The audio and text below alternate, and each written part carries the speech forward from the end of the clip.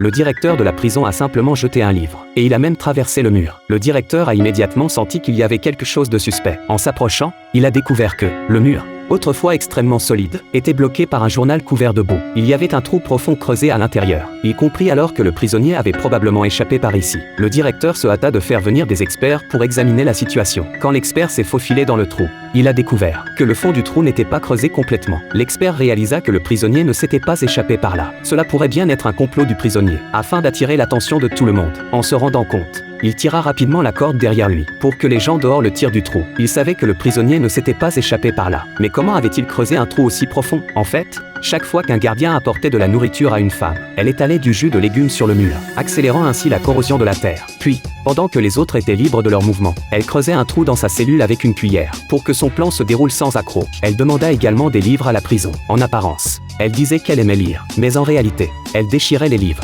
les enduisait de boue et les utilisait pour couvrir le trou qu'elle avait creusé. Ainsi, lorsqu'un gardien venait inspecter la cellule, elle collait simplement le trou avec du papier journal. Cependant, à mesure que le trou devenait de plus en plus profond, elle ne savait pas comment gérer la terre. Heureusement, ce problème n'était pas difficile à résoudre, car cette prison était située dans les montagnes, et il y avait souvent des vents forts. Elle jetait donc la terre hors de la fenêtre, la laissant être emportée par le vent. Quand elle sentit que le moment était venu, personne ne remarqua rien d'anormal. Ce jour-là, à cause de la visite d'un supérieur à la prison, tous les prisonniers étaient libres de se déplacer dans la cour. Le directeur de la prison ne cessait de flatter le supérieur, et personne ne remarqua la femme. Lorsque la cloche du repas sonna, tout le monde se précipita précipitamment dans ses cellules. Cependant, à ce moment-là, la femme avait déjà disparu de sa cellule. Elle s'enfuit rapidement et informa le directeur de la prison. Avec le son de l'alarme de la prison, tout le pénitencier était devenu un chaos total. Personne ne s'attendait à ce que la femme soit cachée sous le véhicule du supérieur à ce moment-là. C'est ainsi que, sous les yeux du directeur de la prison, la femme s'était cachée sous la voiture du supérieur et avait quitté la prison.